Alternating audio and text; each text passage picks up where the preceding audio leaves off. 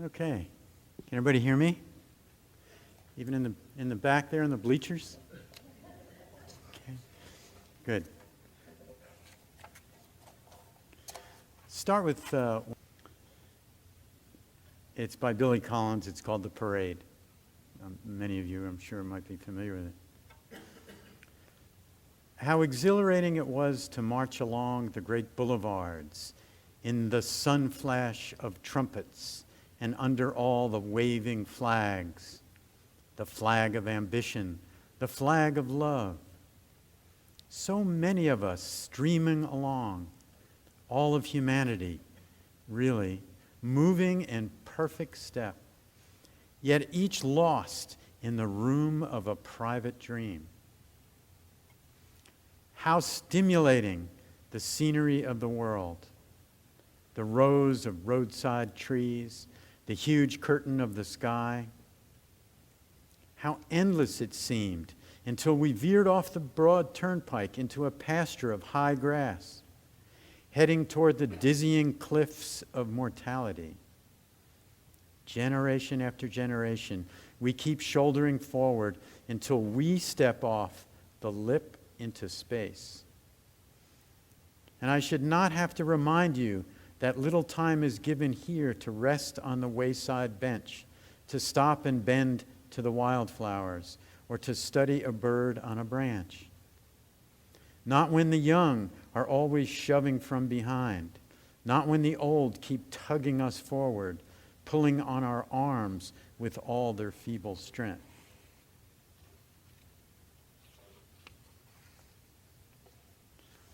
I really like that poem. It's got motion. You kind of, it's like when my parents died, it was like, ooh, who's next? It's like moving right along. And sometimes it happens out of order, of course, but the general natural flow of it is we kind of know where we are in the system, in that parade. So we all share that frailty, that sense of mortality that Billy Collins is aiming at. And so we have this holiday called Halloween that's approaching. And if we delve into the truer meaning of it or some of the origins of it, we get to look at this mortality. So a little history. You got to love the internet. It'll tell you everything. Now, the earliest trace of Halloween was the Celtic festival. It's called Samhain, or Samhain, but Samhain. Now, that's the Celtic New Year. It was the Day of the Dead, and it was believed on that day that there was, for some reason, great accessibility to the departed. Okay? Samhain also means summer's end in Celtic. So the beginning of the winter, which is an important time for, if you survived on your agriculture and survived on how bountiful your pasture was in terms of feeding your animals, the end of summer and the harvest was a very important time. And the beginning of that cold, dark winter, which is also often associated with human death, the darkness, the coldness. So the Druids, Celts and Druids, believed that everyone who had died that year was kind of roaming the earth at that time. They were active. And so they had and because of the time of the season, they'd have this festival and they'd have bonfires. You see Halloween and bonfires. But that was originally designed so that the sun, to encourage the sun not to vanish completely. And in the northern latitudes, you're getting pretty close to losing it. So, and they danced and danced around these fires to keep the evil spirits away. What was interesting is they left the doors of their huts open purposefully during this celebration so that the kindly departed spirits of the relatives would feel welcome and would come back and visit and hang out around the hearth. And it was also interesting that on this night of Samhain, it was thought that everyone's powers of divination were at their height, more than any other time.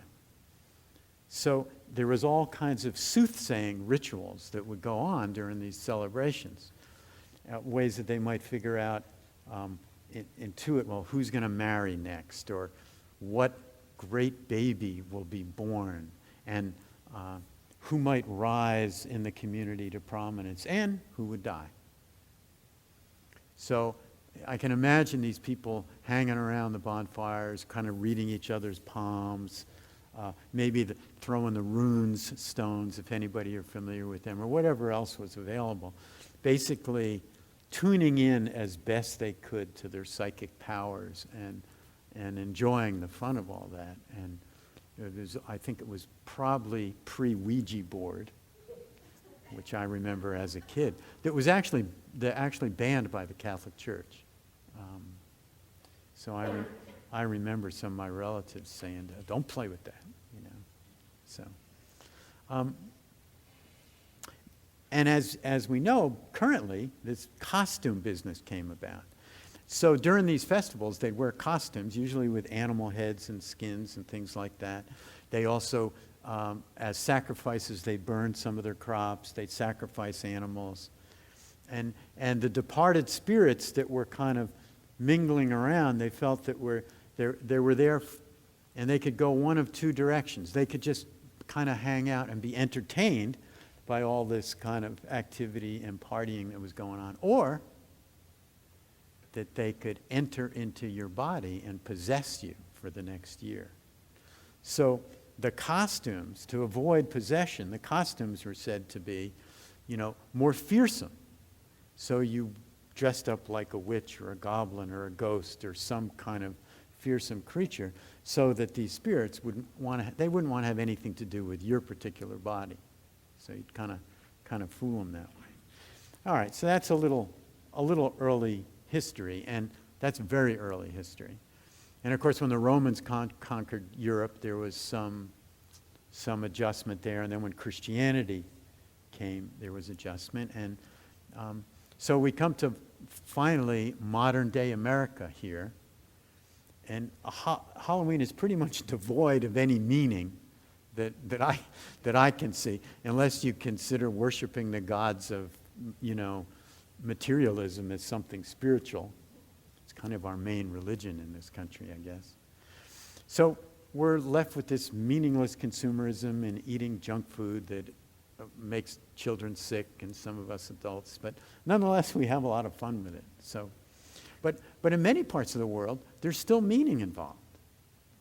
I can remember being in Cozumel, Mexico. It's a place I go to a lot to dive, and being there this time of year during this celebration of the Dia de los Muertos, the Day of the Dead. So Mexico, Latin America, Spain, it's All Souls Day, which actually occurs on November 2nd. But you start celebrating on the 31st. That's when that all happens. So there's one place I usually stay when I'm in Cozumel, and in the evenings would walk to the central square and hang out there, maybe have dinner, and there's music and stuff. But on the way, there was this fabulous graveyard. It's small, but just beautiful. And there were always somebody there taking care of something and whatever. So it was very colorful, even in the off-season. But on the Dia de los Muertos, it's over the top in there. Everybody's in there. They're repainting the crypts, and they're putting stuff all over, paper streamers on, and new pictures and flowers, and it's just it's fun to hang out, and all the families are very busy. And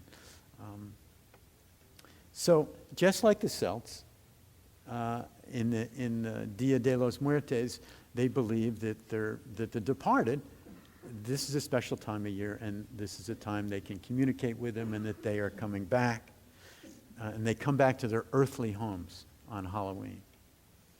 So in their homes, everybody builds an altar. They put out their favorite foods and drinks that they like. They also, in a lot of places, they'll put out a bowl or a basin and some towels, so when the spirit comes in, they can wash up before they have their feast. It's very sweet. So this all culminates on November 2nd. And I can remember being in the graveyard then. And then it's like some families will hire mariachi bands. People are doing rounds of shots of tequila. I mean, it's a great place to be on November 2nd, is the graveyard, if you're ever in towns that really know how to celebrate it. So, another poem. This is called For My Daughter in Reply to a Question by David Ignatow. We're not going to die. We'll find a way. We'll breathe deeply and eat carefully. We'll think always on life. There'll be no fading for you or for me. We'll be the first, and we'll not laugh at ourselves ever, and your children will be my grandchildren. Nothing will have changed except by addition. There'll never be another as you, and never another as I. No one ever will confuse you, nor confuse me with another. We will not be forgotten and passed over and buried under the births and deaths to come. So talking to his little daughter, the questions we get from children. And even as adults, we like to, as we wrestle with the truth of nature, we often maybe don't want to look at it, or we want to disguise it. But still, we feel it. We're in this parade. We feel it. And of course, in the poem, he's being age appropriate for the child. Just, a developing child isn't ready for sometimes the full scope of nature. And the Buddha recognized this fear, this kind of contraction that we get when we really realize this parade and where we are in it, the kind of stuckness that can happen. So you could almost say that he delivered this body of teachings to help us get comfortable with the basic facts in nature, to really see nature, how it works, to feel the movement of it, and to feel it viscerally through these various practices. And to not get all torqued out because it's just nature happening. It's just the parade. And so, in every meditation, every single one, he asked his students to observe change. If you're meditating on the breath, watch it change. Feeling body sensations, watch the change. Listening, both internally and externally, listening to sounds, watch it change. Tastes, smells, watch all the change. It's just this kind of frothing, broiling change that we're in the midst of. And we're not separate from it. So the Analio, one of my favorite scholar monks, he's doing more teaching in the United States now. I encourage you, if you get a chance, to study with him. He wrote this book, and I've talked about it before, called the Satipatthana, Direct Path to Realization. And it's about the one particular discourse or sutta that the Buddha spoke about. It talks about kind of how you meditate, what you pay attention to. And it's really about paying attention to change in the various forms, emotions, body sensations, etc. And he summed up that book, and it's a pretty dense scholarly book, with 4 words. This is basically what the Buddha was teaching. And it's keep calmly noticing change. Keep calmly noticing change. Easy to say, not so easy to do. It's hard to relax and get comfortable with change. Certain things we like, we don't want them to change. We want them to just stay. We don't want to get old or sick or die. You know, we don't want people that we like to go away from us. You know? But it's not so easy. It's like snapping our fingers. I mean, we all know it intellectually. We sit back, oh, yeah, change. You know, we know it. That's the case. But it's the deeper exploration where it can take on a cellular level and it's through direct experience of kind of turning our attention to it, internally and externally, over and over and over, where we start to get it. We're not surprised by it. We expect it. This is how nature's flowing. Look at me, I'm part of it. Look in the mirror. I don't look like I did when I was 18. I'm never going to look that way again. You know, next year I'm not going to look the way I did this year. You know, it's just, this is the way it goes. And so I want to lead you tonight on one of my favorite contemplations that the Buddha taught all his students. And if it's a little freaky for you, just tune it out. Go back to your regular meditation. I usually teach this on retreat, not so much here, but since we're near Halloween and maybe we should get a little scared, who knows. But I've done this every day for 15 years. And the end result of it is it has significantly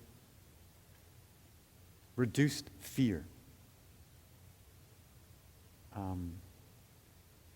In every aspect of my life in approaching all the various situations, changes, losses, shocks, etc. And the Buddha called it the 5 daily recollections. Many of you know it. I hope you're practicing it in some form.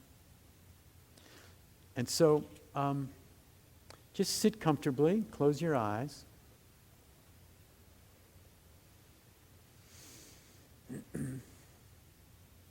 And as I bring up this reflection, and these are the words that I use, you can Google the 5 daily recollections and choose other forms. But the Buddha directed his students, look, I realize you're all hurting and worried and fearful, and here's a way that you can ease that. But you got to turn toward what's real. You got to turn toward nature. And so the first daily recollection that he asked his students to contemplate was, I am of the nature to age and decay. I have not gotten beyond aging and decay. So simply allow that to wash through you. Allow yourself to be affected by it. I am of the nature to age and decay. I have not gotten beyond aging and decay. And maybe even visualize yourself as very old. Very old, bent over.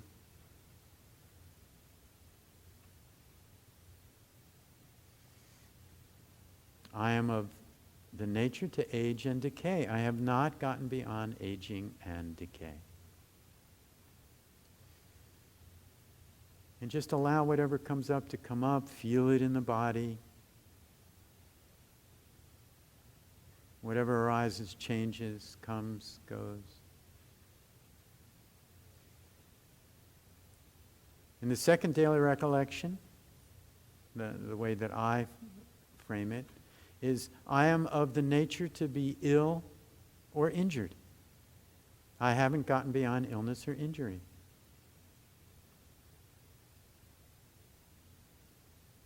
I'm of the nature to be ill or injured. I haven't gotten beyond illness or injury.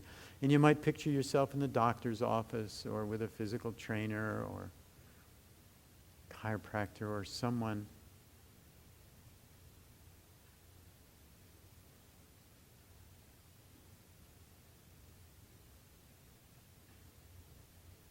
or maybe not getting good news from a doctor and feeling what that's like. The tests have come back, not so good.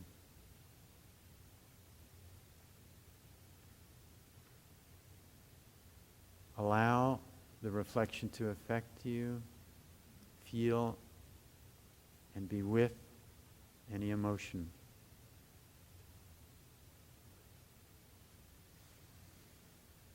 And the third recollection, as you can imagine, is I am of the nature to die. I haven't gotten beyond death. I am of the nature to die. I have not gotten beyond death. And so with this, you might picture yourself lying and imagining what that last inhale and final exhale might be.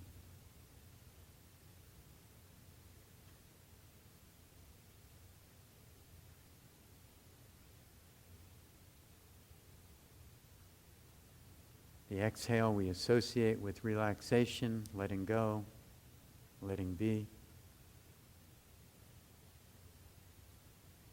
Will our practice be strong enough for that moment to let go, let be?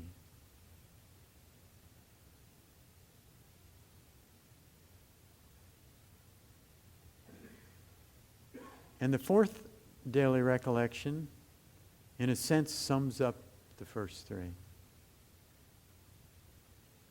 Everything dear and delightful to me will change and vanish.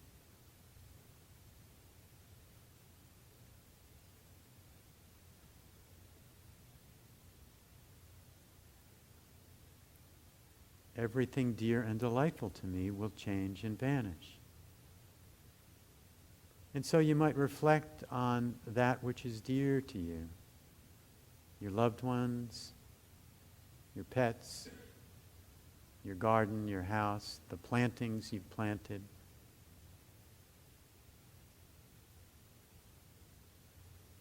And know that they too are changing. And even the best relationship, one will leave.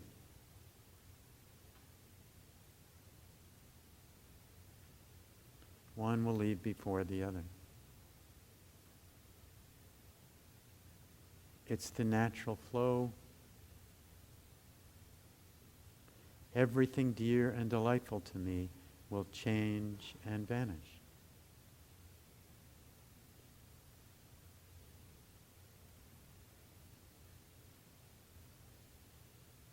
And the last daily recollection is different. It's really about cause and effect.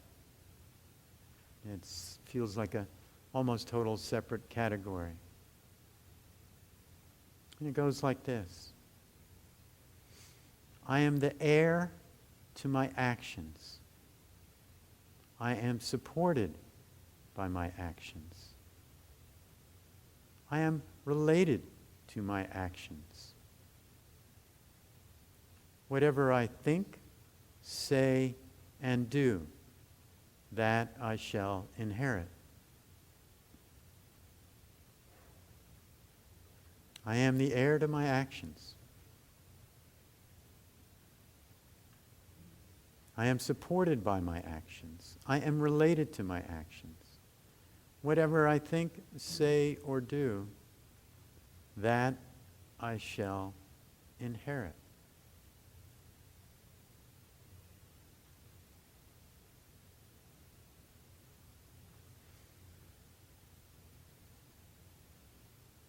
And so those are the 5 daily recollections. And sometimes I'll do them all. Sometimes I'll just pick one and work with that for a while. The fourth one, I happen to work with that one a lot. Everything dear and delightful to me will change and vanish. And really opening up and allowing the fear to come, being with it, watching it move, holding it in that perspective of nature. And really, I've discovered that it really supports the reduction of fear and a greater alignment with just the flow of the way things are. The Buddha didn't mince words or really offer,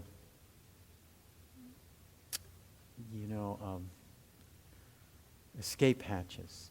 He really felt that the way to freedom and happiness was to see clearly what is, to feel it, to pay attention, to learn to let it go, let it be, let it flow. And that we're born into this mysterious, fantastic creation that's changing all the time. We can look and look, and it's all moving. And so some people may experience these 5 daily recollections as a little grim. But in a sense, it's like a little cold water in the face. We're on the parade, as Billy Collins told us. And so these moments are very precious. These loved ones that we have, they will leave us or we will leave them. There's nothing about that. So those moments, we never know when it's the last moment we're going to see that individual. So appreciating that in the presence brings an aliveness, an open-heartedness, a preciousness. So this is a very powerful practice. When I meditate in the morning, I set my insight timer so that there's a bell that rings with so many minutes left in my meditation where I reflect on the 5 daily recollections, and then I do some loving kindness. But it gets the mind right, so to speak. It's like, ooh, here's the deal. Can I be with it?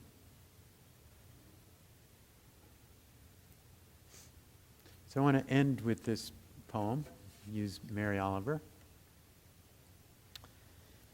When death comes like the hungry bear in autumn, when death comes and takes all the bright coins from his purse to buy me and snaps the purse shut, when death comes like the measle pox, when death comes like an iceberg between the shoulder blades, I want to step through the door full of curiosity, wondering, what's it going to be like, that cottage of darkness?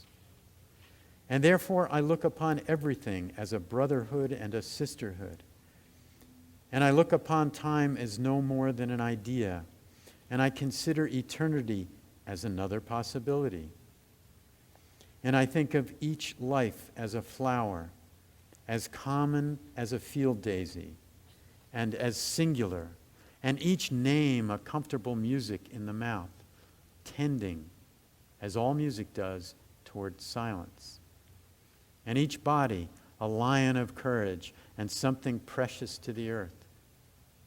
When it's over, I want to say, all my life, I was a bride married to amazement.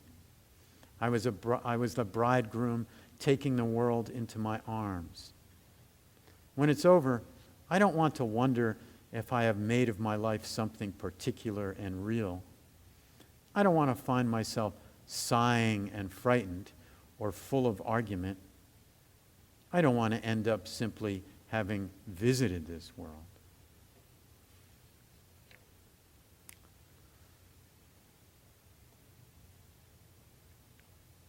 So, happy Halloween. And any comments or anything that you might want to add?